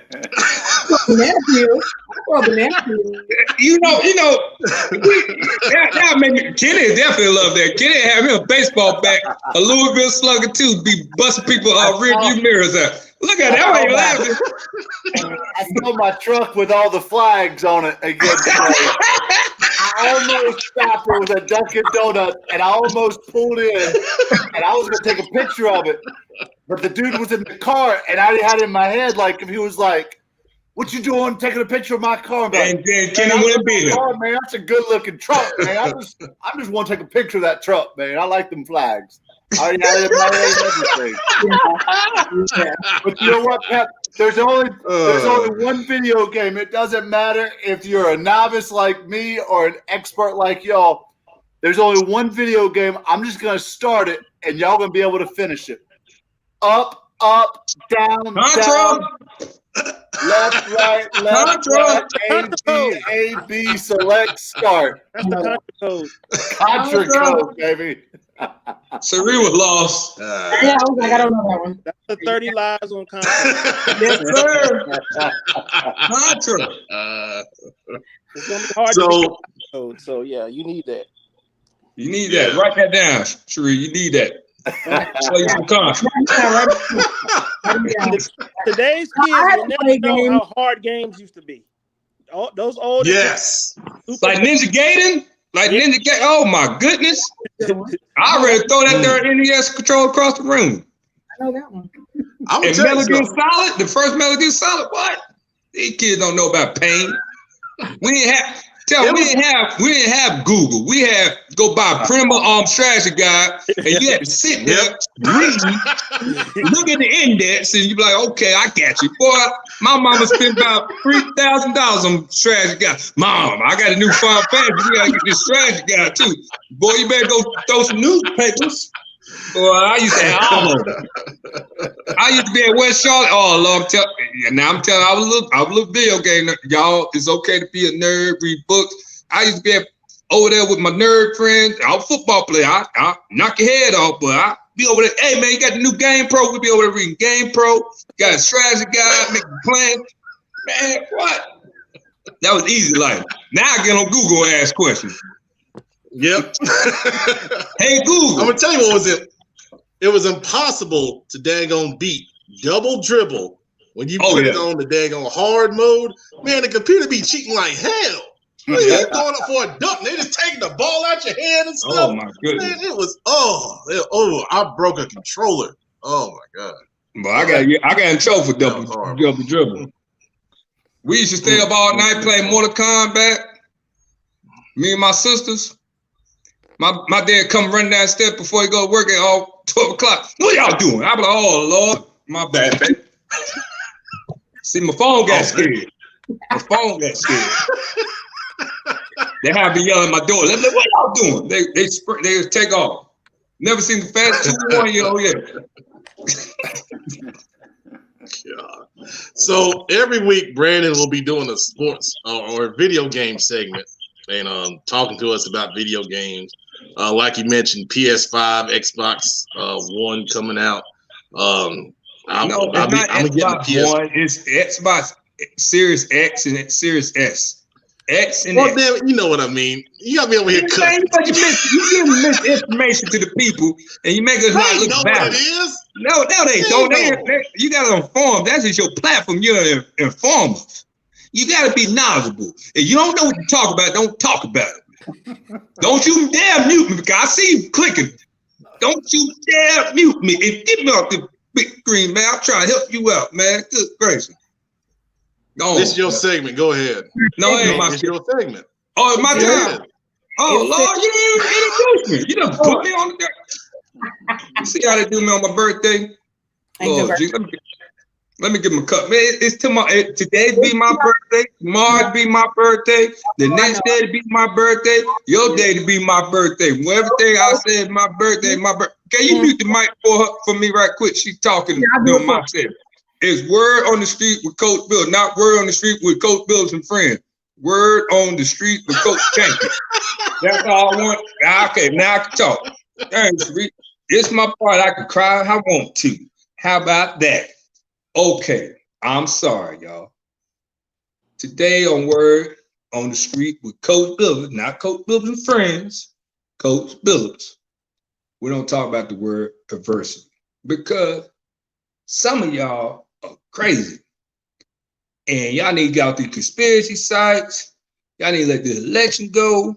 And we need to move forward with life because Coach Bills is talking on Facebook, hearing how Joe Biden, this type of dude, Kamala Harris, this type of person, Donald Trump, this, that. Look, can we all just get along? Lord Jesus, can you give people a chance? Like, man, y'all get mad that President Trump don't do what he got to do. Yeah, man, come on, man. He always, you remember on the show, You Fired. You know, he likes to be in the mood, in the headlight. And so all I'm saying, as a Democrat, I'm a Democrat. You know, I know some Republicans. We got to get to a point where when our team doesn't win, we'll at least give the other people a chance, because what are we teaching our children? Like when we face adversity and things don't go our way, that's okay to cry about it, go on a little rant and stuff like that. That's cool. Not my babies. I'll be like, hold up now. We don't do all that. We talk about it, but we don't do all that. And then also on the flip side, when you win, you don't gotta throw it in people's faces. Like, okay, it's cool. It's cool. You know, sometimes when you win, the bigger person, all you gotta do is say, hey man, great game. Great try. Let's do it. But y'all need to get to a point as a nation. Now, hopefully, before I pass away and leave this wonderful planet, but we need to figure out how to just get along, like give people a chance. I ain't saying, you know, President-elect Biden and Vice President-elect Harris are gonna come out here and they don't save all this and save this, but I think they give you hope. They give you a fresh, you know, you need a restart sometime. I don't want to talk about politics because I don't like talking about politics, but sometimes you need a restart. And then to my North Carolinians, y'all complain about Governor Cooper and him pushing this stuff back. Well, y'all fool been there, Walmart, KFC, anywhere without your mask on. You be in there with your mask like this on, just cover your nose, you be on the phone, got your mask like this. What you expect?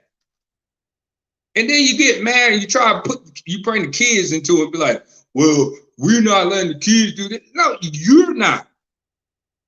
The adults are the biggest issue with all this COVID-related stuff. Y'all feel like we're doing that. Like COVID ain't perfect. COVID, you know, I put my mask on because I love my babies. And if something happens, me being irresponsible, then when my baby's sick, it'll crush me. But some of y'all, I'm American. Man, you haven't done nothing for the country. I gave 15 years, 3 deployments, saying hot. Have you been in Kuwait in the desert? Not the little nice city. I don't even know the name of the third city. I never been. I've been Camp Buren, Arajon. I've been to Afghanistan, Iraq. You name it, I've been there. And y'all complain about stuff that other countries don't even have. Like, bro, it's just a little adversity. Like, just a little adversity. Me, I see why kids transfer. When they don't win, they get hissy fits, because adults, they do it. We do so much stuff for clout as an adult. What you think these children don't do? You gotta change your perspective on things. You gotta learn how to be. Though I'm not telling nobody how to parent. You do you. I do me. That's me. Coach Bill love baby. But like, even as a coach, that's why I tell you, I don't care if people recruit. That's what y'all do. Me, I got the 2 biggest recruits in my life. And they're the only 2 ones I care. That's my state championship ring, all that. Yeah, I love coaching football, especially at my high school, you know, where I went to school at, and just seeing these kids that come from the same area that I come from, and just seeing them deal with some of the stuff that I dealt with. That's what I care about. Y'all see me, I don't even be on Twitter like that. My pop and give you a little reverend run. Hey, this is the best month, because that's how I feel, man. I'm blessed. I'm grateful. My daughters are amazing. I have 2 amazing kids that brighten up my life, and that is my championship. That's my legacy. If I had another kid, God just bless me one son, please. But y'all hope I don't, because you know I'm back crazy. So you know I have some. But my 2 girls, you better watch out. They're crazy too. But y'all need to get some more hope, find some joy. That's why I was missing in my heart for a long. I had to find joy. I had to find peace of mind. I started liking myself. Man, if Trump had won that election, my fault. President Trump had won that election, I've been straight. My kids have been straight. Because I know there's nobody gonna put me down and keep me from ever seeing my kids or making sure they see the best version of me. And some of y'all that learn how to do that. You gotta learn how to face adversity. Y'all care too much about what everybody thinks about you. Go do it. If my daughter Emery come and say, Dad, I'm like, what? You smell. I'm like, you smell. And we just go back and forth. I don't care. But them the only opinions that matter. My 2 kids. And that's on everything. Like, I love my mama. I love everybody in my life. But my 2 children are the most. If they say I'm doing something wrong, then that affect me more than what any man or woman on this planet can say about Brandon Billups. And that's the word in the street.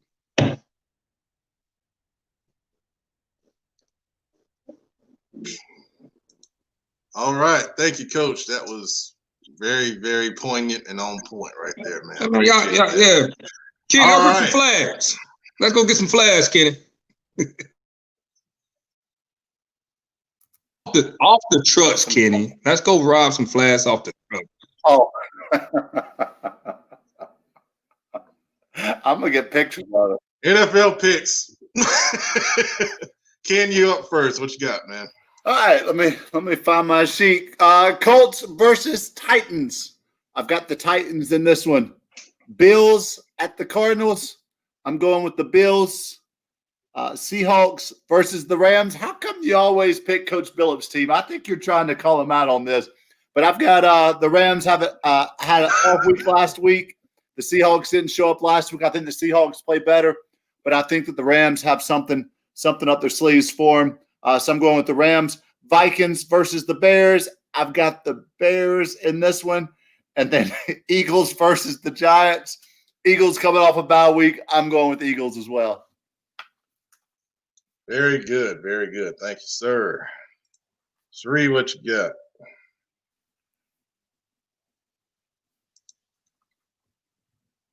She's got mute. That's what she has.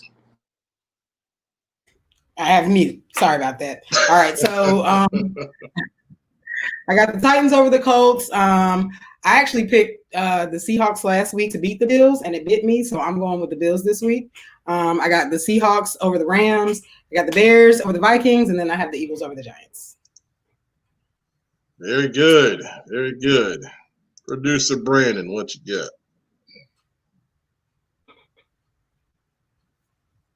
He's muted also. You got mute. It's like a virus. It's going around, man. Maybe I need my mask on. But I'm gonna go with Colts. I'm gonna go Titans because Derrick Henry is like trying to tackle Optimus Prime. Bills and Cardinals. I'm gonna go Seahawks because Russell Wilson. He just gets on my nerves, but he finds a way. Vikings and Bears. I'm gonna go Vikings simply. Dalvin Cook. Eagles and Giants. Eagles. Lesser 2 Eagles. Thank you, sir. Mr. Billups. I'm tired of y'all disrespecting my Ram. You see, I got the 9-9 with me. I didn't want to bring the 20 with me. I had to bring the 9-9, the newish, become fancy. Oh, okay. I told my boy Louis Metcalf, because he's the diehard Titan fan. We love Louis Metcalf in our household. He our guy. So we don't go Titans over the Colts, even though the person I inspired to be like as a parent figure, Phillip Rivers, is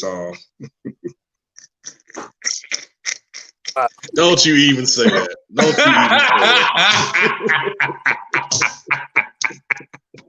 say that. Hey, inside joke. I'm going with the Bills because, they all the way up right now. Of course, since everybody want to disrespect me, Seattle does not play defense, just like Kansas City didn't play defense against the Panthers. And I don't know why everybody was shocked that they was in the game. Kansas City don't play no defense. Seattle don't play no defense. They let Buffalo put that many points on Rams by 14. Vikings are going to beat the Bears. The Bears don't have an offensive line. Their offensive line is terrible. All they got is that defense, but Dalvin Cook don't cut them up. And upset special. Psych, Eagles over the Giants. Thank you, sir. That was wonderful right there. All right, so my picks, quite simply, I'm taking the Titans over the Colts. I am going to buck the trend. I'm going to take the Cardinals over the Bills.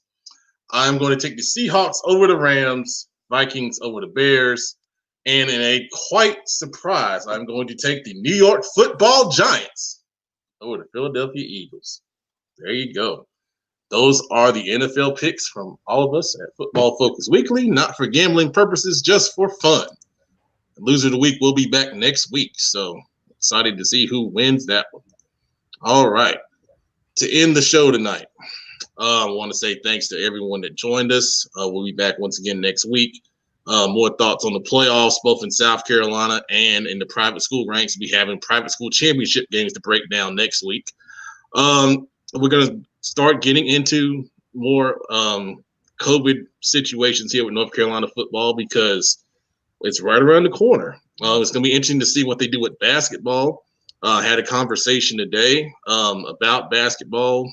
Right now, I think the limit may be 25 people inside the gym outside of the teams. So, I don't know. It ain't looking too good, man. But, on behalf of everyone here at Football Focus Weekly, this is Pet Man Matt Morrow. Thank you for watching tonight. Appreciate your support as always. We'll see you next week.